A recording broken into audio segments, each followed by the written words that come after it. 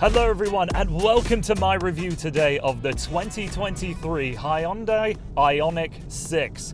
We kind of know the IONIQ name by now, but the 6 is a fair bit different to what we might have expected next out of Hyundai. And it's built on the same platform as the very popular IONIQ 5 is. It's offered in rear-wheel drive and all-wheel drive. I'm on the press launch here today in Vancouver. We don't have that much time behind the wheel, but it's enough for me to give my honest first impressions and what I think of this vehicle. We come across so many EVs these days that do largely feel the same. You can use the same verbs and adjectives to really everything that portrays to the driving experience of this IONIQ 6, but there's still some important statistics to bring up.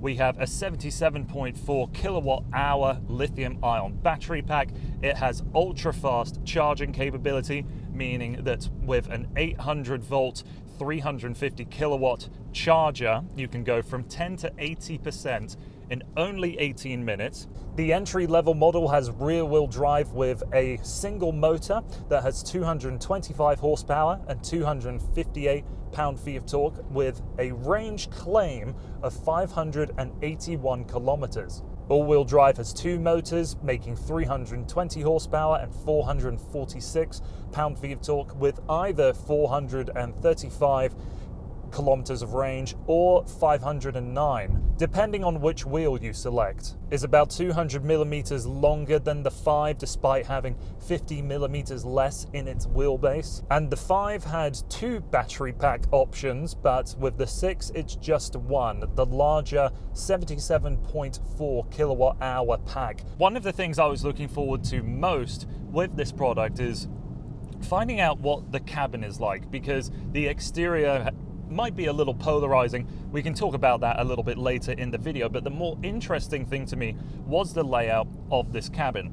EVs have the battery packs under the floor. We know this. So what does that mean as a taller person? Well, you typically have to lift your knees up a little bit if the seat can't be put in the absolute perfect position. And unfortunately, I will say that is the case for me. My feet and my knees are kind of spread out a bit, and I wish I could get the seat a fair bit lower. One, so that I don't have a little of an intrusive view here from the top of the windshield, but also just to feel a little more planted inside the car. But I can share positive notes with you.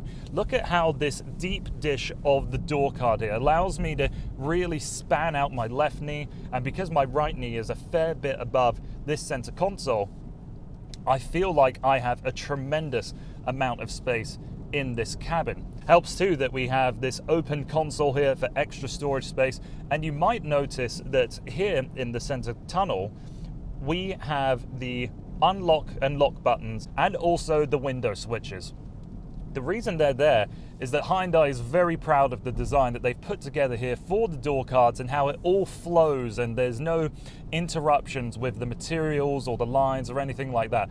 I can buy that argument, but I think I would have preferred more storage space, maybe a third cup holder here in the center console. They've tried to pitch their opinion, which I've just shared with you now, and I can understand the argument, but I'm not entirely sure I'm on board with that opinion. Important to bring up that this IONIQ 6 has the same layout for the IONIQ 5 when it comes to the digital dash and the touchscreen, and it's excellent. Responsiveness is amongst the best that I've seen in, I think, really any brand. It's very colorful, it's nice and bright, but you can turn down all of the saturation so that at nighttime driving it doesn't sear your eyes. And with this top of the line IONIQ 6, we have a lot of ambient lighting and a dual tone as well, so we might be able to show it off to you later, but in the door cards you can have a different color up on the top than what you do on the bottom, sparking a little bit of personality in this product. And that's one of the biggest takeaways I've had driving this car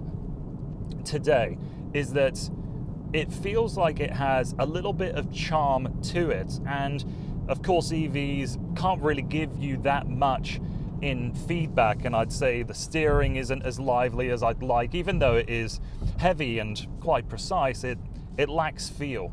And actually, on that note, we might as well go to one of the things that the Hyundai engineers have put in to create personality within the 6. It's the enhanced sound mode, which is not like how I experienced in the Kia EV6 before. There aren't different versions. There's only on or off, essentially. So under hard acceleration, when it's off, don't really hear anything at all. If I go to this largest change mode though, you can immediately hear there's a rumbling of something that doesn't sound particularly good. It kind of just sounds like a wailing elephant. So I've had it off for the majority of my drive, and having this peace and serenity from behind the wheel is what makes this IONIQ 6 rather quite desirable. Of course, being an EV, sound isolation is pretty good. Maybe we could have got a little more of wind deadening materials up along the headliner here. You can tell there's a difference between the wind noise and the road noise, having that little bit of separation, but at highway speeds, absolutely nothing to complain about. To carry on with the driving dynamics though, like I said, not too big of a fan of the steering, but suspension is actually a nice middle ground between soft and involving. Hyundai keeps on bringing this word streamliner. That's the ethos of the character of the 6 that they were trying to build, and I wouldn't go so far to call this a Grand Tourer in terms of its road compliance, but it's really not that far off. Different driving modes include Eco, Normal, Sport, Snow, and a Custom mode, and one of the new things that come along with the 6 that wasn't part of the 5 was the little light up pixels that we have on the horn press area on the steering wheel. And as you can see, when you go from different driving modes, you get a nice little sweep of color. And then of course with acceleration, more than adequate enough. I really don't think you need anything faster than this in a normal day-to-day consumer vehicle.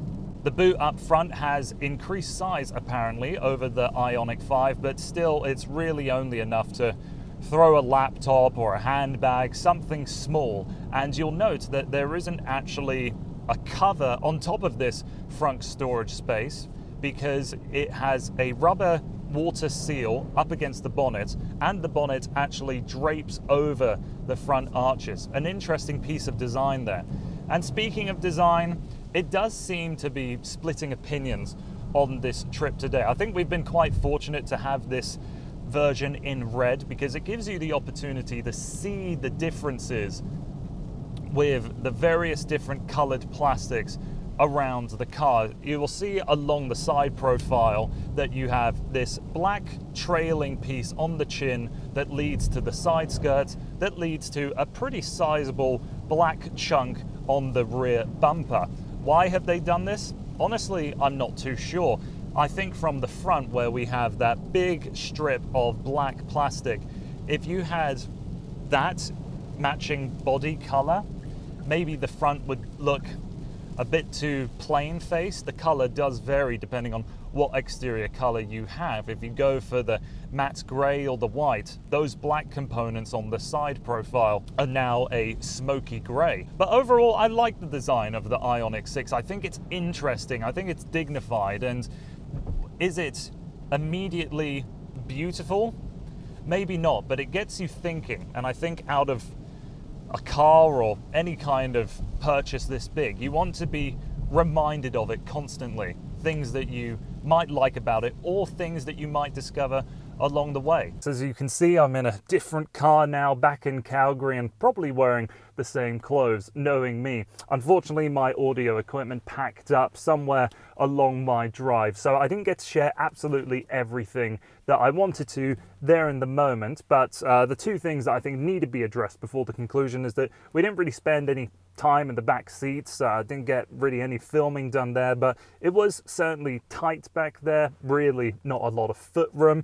And lastly is that we spent our drive, maybe 250 kilometers that day, mostly in the city of Vancouver, a fair amount of highway driving, so I never really got to test the full extent of what the range of the IONIQ 6 is like in real world conditions, but I don't really have that much doubt towards the range figures. But being here now and a few days away from the IONIQ 6, it's given me an opportunity to really reflect on the car and does it succeed in its mission? And the simple answer is that yes, I really think it does. It has a personality, it has charm, and it's probably not going to sell in the same figures that the IONIQ 5 is. People are buying SUVs more than they're buying sedans. That's not a real radical statement, I'm sure you're aware. So it's going to be less likely we'll see IONIQ 6s on the roads at the same level that we've seen IONIQ 5s on the road. But it is wonderful that it's clear that the componentry of the 5 works so well and works in the 6